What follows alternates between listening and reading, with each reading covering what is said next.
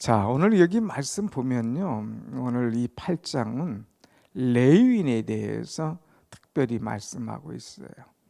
레위인은 무엇하는 사람이냐? 제사장과 백성 사이에서 성전을 위하여서 일하고 봉사하는 그런 사람입니다. 제사장을 돕는 사람, 또 성도들을 위하여서 늘 수고하는 그 사람을 레위인이다 이렇게 이야기할 수 있어요.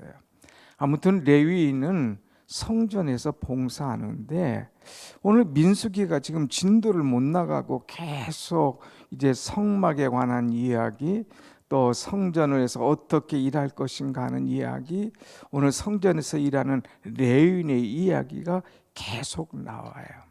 이것은 무엇을 말하느냐? 이만큼 이 성막이 중요하다. 이만큼 회막이 중요하다. 이만큼 오늘날 성전이 중요하다 하는 것입니다. 하나님은 성전에 임재하시는 하나님이시에요. 하나님은 성전에 나와서 일하고 성전에 나와서 기도하고 성전에서 하나님 앞에 헌신하는 자를 기뻐하시고 특별한 사람으로 생각하시는 것을 우리가 볼 수가 있습니다. 그렇기 때문에 이제 오늘까지 민수기, 성막에 관한 이야기, 그리고 성전에서 일하는 사람의 이야기가 나오는데 이거 얼마나 중요한가 하는 것을 볼 것입니다. 특별히 이 성막의 모든 것들이 다 중요하지만 오늘 1절부터는 이제 이 등대에 관한 이야기가 나오죠. 1절부터 4절까지 말씀 보면 이제 여호와께서 모세에게 말씀하실 때 아론에게 말하여 이르라 등불을 켤 때에 그랬어요. 제사장은 늘 주의 성전에 와서 이 성도들을 대신하여서 하나님 앞에 나와서 제사를 드리죠. 백성들의 죄를 가지고 하나님 앞에 나와서 이 제사를 드리고 예배할 때에 꼭 밝혀야 될 일이 하나 있습니다. 그것이 뭐냐? 이 등불이 밝혀 있는가 하는 것을 봐야 돼요. 그래서 성전에는 성막에 뜰이 있고 그 다음에 성소가 있고 지성소가 있지 않습니까? 그런데 이 성소가 깜깜해요. 우리 성전에는 창이 없지 않습니까? 창이 물론 양쪽에 자연 채광이 쫙 들어오긴 하지만 일단은 저거 말고는 창이 없어요. 딱 문을 닫으면 깜깜해요. 어둡습니다. 그렇기 때문에 여기에는 항상 밝혀 있는 것이 뭐 있는데 뭐냐면은 등대가 탁 밝혀 있는 거죠. 한번 등대 한번 볼까요? 우리가 봤지만 이 등대는 뭐를 하냐면 7 촛대예요. 촛대가 불을 밝히는 것이 7 촛대예요. 그런데 이 7 촛대로 만든 이 등대는 순금으로 만들어져 있어요. 6절에 보니까 금을 쳐서 만든 것인데 그랬어요. 밑판부터 저 위에 불을 밝히는 것까지 다 하나로 쫙 이어졌습니다. 그리고 이것은 순금으로 만들어져 있습니다. 그래서 여기다가 감람유를 딱 넣어서 이제 불을 쫙 밝히게 되는데 이 등대에 관한 말씀은 이제 오래전에 자세히 말씀드렸기 때문에 하지 않겠지만 이 등대는 양쪽으로 6개에 이렇게 딱 나와 있죠. 6은 뭐를 말하냐? 인간의 숫자를 말해요. 그리고 가운데 하나가 딱 있죠. 하나. 이건 하나님 숫자예요. 인간의 중심에 하나님이 딱 계셔서 하나님 중심에 모시고 빛을 밝히는 그런 존재, 또 순금처럼 변함이 없는 그런 존재가 되고 날마다 빛을 밝히는 그런 사람이 되라 하는 메시지로 이 말씀을 주고 또 이 빛을 받아서 사명을 감당해라 하는 말씀을 주고 있습니다. 그래서 오늘 찬송 이제 우리가 말씀 찬송한 대로 이제 우리는 하나님의 진리 등대다. 그래서 날마다 이 빛을 비추며 살아야 될 것이다 하는 그런 말씀을 드렸는데 특별히 이제 레위인들에게 너희는 이 빛을 밝히는 존재가 되어라. 오늘날 우리 레위인은 누구냐? 크리스찬들 말합니다. 오늘 레위인들은 누구냐? 크리스찬들 가운데 주의 일을 기쁨으로 감당하고 헌신하고 봉사하는 사람을 가리켜서 레위인이다 이렇게 이야기합니다. 특별히 레위인들은 이 등대, 이 성막의 불, 이것을 날마다 밝힐 수 있는 사람이 될 뿐만 아니라 성령의 조명을 받아야 우리가 올바로 일을 할 수 있음을 가르쳐 주고 있죠. 자, 그러면서 이제 성막에서 일하는 레위인들은 어떻게 해야 될 것이냐? 레위인들이 무엇보다도 중요한 것이 하나가 있는데 그것이 정결해야 된다고 하는 것입니다. 자, 여러분 5절부터 이제 쭉 나오는데 여호와께서 모세에게 말씀하셔요. 여호와께서 모세에게 딱 지시하는 것이 얼마나 중요한 것이냐. 6절 말씀 보면 6절 한번 봅시다. 시작. 이스라엘 자손 중에서 레위인을 데려다가 정결하게 하라. 레위인이 하나님의 일을 할 때 무엇보다도 중요한 것은 뭐냐? 정결하다. 정결해야 된다 이거예요. 깨끗해야 된다 이거예요. 그러면서 레위인들은 이런 의식을 행하라 하면서 7절 말씀 한번 같이 봅니다. 7절 시작. 이스라엘 자손 중에서 이제 7절 시작.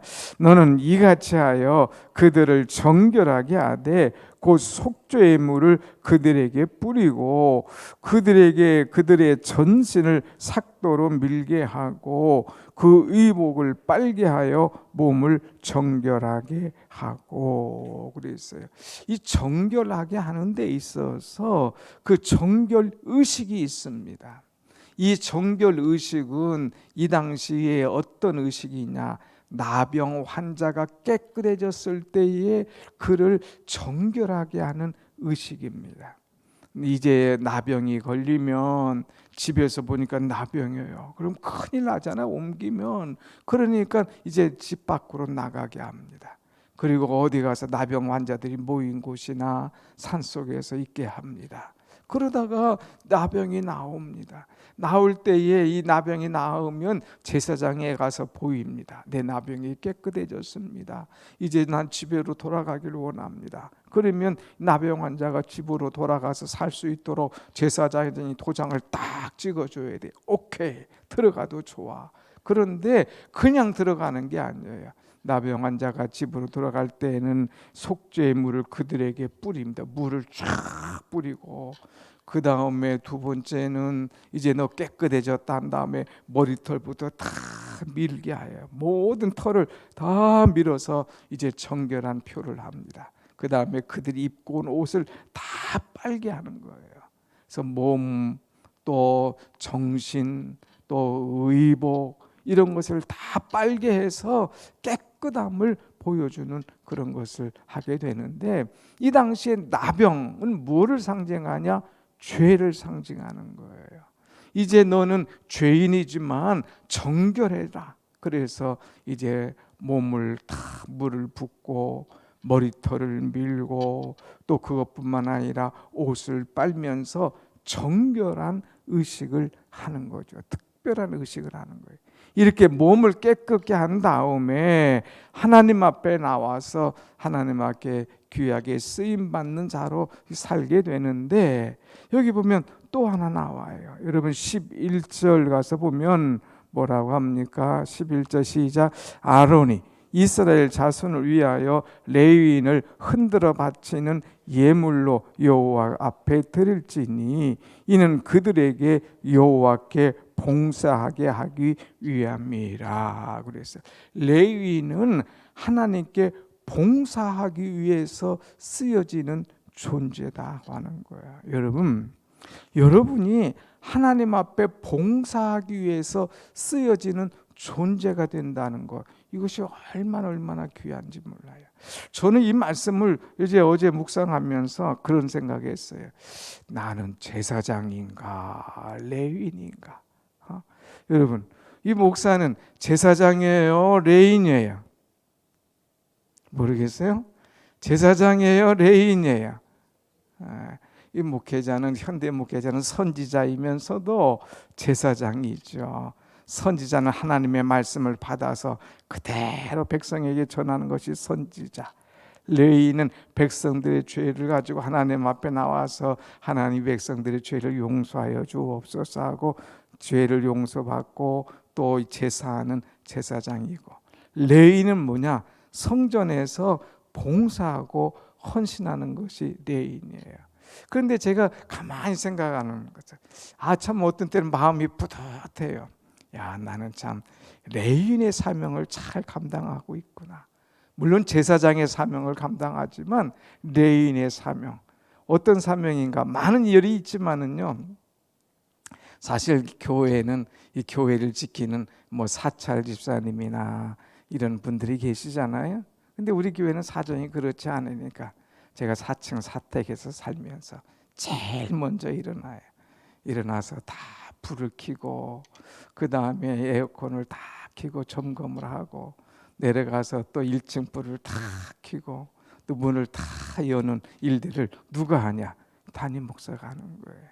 또 토요일 날 여러분 맞이하기 위해서 청소를 다 하는데 이 일을 누가 하느냐? 담임 목사가 하는 거예요. 이거 굉장히 귀한 일 아닙니까? 요새 솔직히 말해서 젊은 목사님 와서 이 사택에서 4층에서 살아라 그러면, 왜?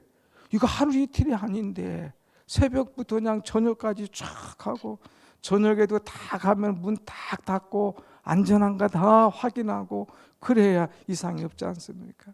여러분들은 그냥 새벽에 편하게 와서 예배 드리죠. 그냥 가시면 되죠. 근데 다 점검하는 거예요. 이걸 누가 해야 되느냐?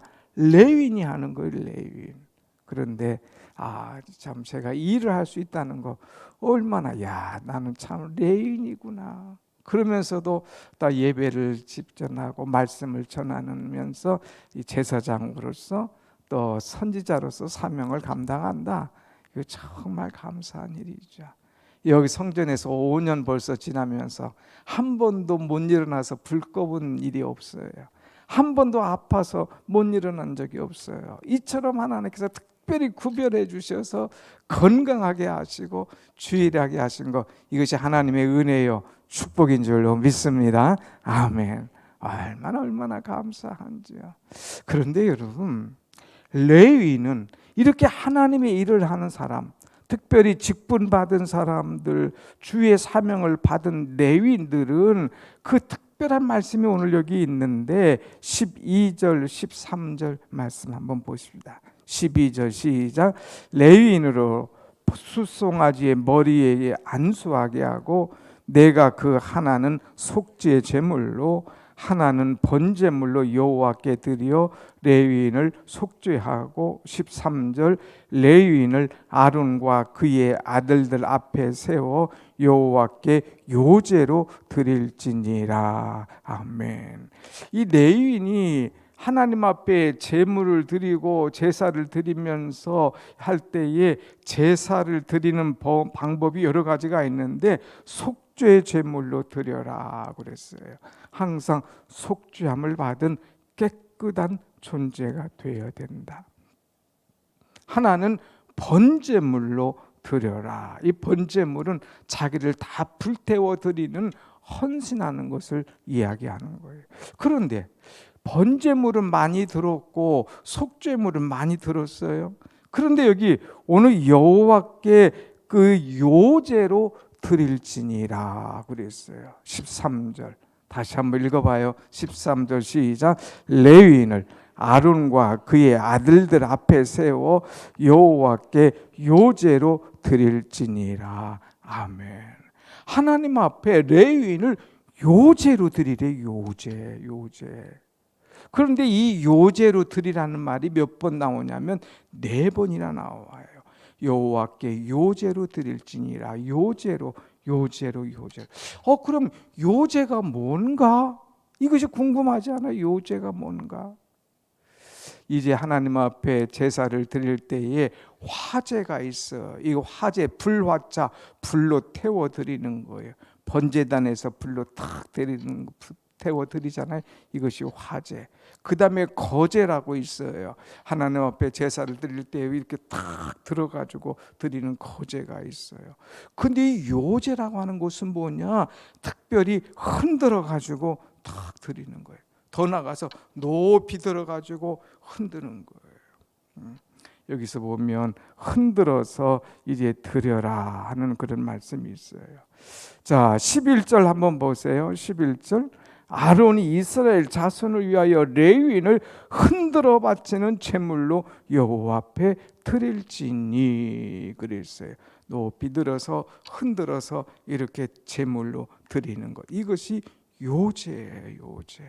그러면 레위인을 왜 흔들어서 하나님 앞에 바치는 요제처럼 드려라 하는 것이냐 하는 거예요. 특징이 있어요. 자, 여러분 그냥 불로 태우면 지금 제사 드리는가 보다 하는데 갑자기 이것을 딱 들어가지고 이렇게 흔들으면 모든 사람이 보잖아요. 저게 뭔가 하고 딱 보는 거예요. 이것은 뭐냐? 공개적으로 선포해라 하는 거예요. 저 사람은 이제 보통 사람이 아니구나. 저 사람은 하나님의 성전에서 일하는 사람이구나 하고 공개적으로 모든 사람이 알도록 이렇게 표를 해라 이거예요. 그래서 사람들에게 숨겨지지 않도록 이 사람을 구별된 사람이다. 이 사람은 하나님의 성전에서 일하는 사람이다 하는 것이 딱 드러날 수 있도록 공개적으로 흔들어서 그 사람을 표시해라고 하는 거예요. 그러면 이제 흔들어서 딱 표가 나는 사람은 행동거지를 함부로 할 수가 없죠. 하나님의 일을 하는 사람답게 깨끗하게 살 뿐만 아니라 모든 몸과 마음을 조심조심하면서 살아가는 사람이에요. 또 이렇게 요제로 드려진 사람은 뭐가 있느냐? 공적인 부담감이 있는 거예요. 항상 부담감. 그래서 자기 옷을 다 여미고 깨끗하게 사는 거예요. 여러분 이 부담감이 굉장히 중요해요. 남자들 보면 이제 예비군 훈련 가잖아요. 그러면 목사도 예비군 훈련 가죠. 또 뭐 각종 직분 있는 사람들도 다 예비군 훈련 가요. 그런데 이렇게 자기의 직장의 직업의 옷을 입을 때는 딱 폼을 갖추고 또 위험하게 또 아주 이 구별되게 하는데 예비군 옷만 입혀놓으면 다 똑같으니까 다 엉망이 돼. 아무데나 주저앉고 뭐 심하게 해서는 아무데나 볼 일도 보고 엉망이 돼요. 그러다가 훈련 끝나면 자기 옷을 탁 또 입으면 아주 이제 공개적인 자리에서 딱 자신 모습을 갖추지요. 이것은 뭐냐? 너는 이제 요제로 흔들어 바치는 존재라 부담감을 가지고 살아. 나는 그리스도인이야. 나는 교회에서 주례를 하는 사람이야. 나는 모든 사람 앞에서 성직 수행하는 사람이야 하는 것을 알고 내 몸가짐, 마음가짐을 항상 조심스럽게 해. 그 다음에 요제로 흔들어 바치면 모든 사람에 보여지잖아요. 너는 이만큼 헌신하는 존재가 돼. 그래서 함부로 하지 말고 주를 위해서 살겠다 하는 헌신한 존재가 되라 하는 말씀이에요. 사랑하는 여러분, 이 말씀을 왜 드리느냐? 우리 모두는 다 이제 레위인입니다. 오늘 여러분들은 레위인으로서 나는 구별된 사람이다. 나는 막중한 책임을 가진 사람이다. 나는 공개적으로 그리스도인이다 하는 것을 선포하면서 주의 일을 할 때 기쁨으로 헌신하고 두려움으로 헌신하고 나는 하나님의 사람이라고 공개적으로 나를 내놓고 주의 일을 할 수 있는 은혜가 여러분 가운데 임하시기를 축원합니다. 아멘. 어떤 사람은 자기가 그리스도인임을 꽁꽁 숨겨놓다가 교회 와서만 그냥 그리스도인 찬양하는 사람이에요. 근데 교회를 떠날 때는 다 또 숨겨놔 없애놓고 그리스도인이 아닌 것처럼 거짓말하고 막 이상한 짓 하고 그렇게 살다가 또 교회 와서는 하는 그런 사람이 아니라 우리는 교회 안에서나 밖에서나 레인으로서 구별된 존재로서 살아가는 그런 존재가 되어야 될 것이다 하는 거예요. 그런데 여러분 오늘 마지막에 이 레위인을 하나님께서 특별히 책임지신다는 말씀이 나와요. 19절 말씀을 쭉 보면 맨 마지막에 19절, 이는 이스라엘 자손이 성소에 가까이 할 때에 그들 중에 재앙이 없게 하려 하였습니다. 성전에서 일할 때에 하나님께서 어려움이 없도록 특별하게 책임을 져 주신다는 거죠. 특별하게 책임.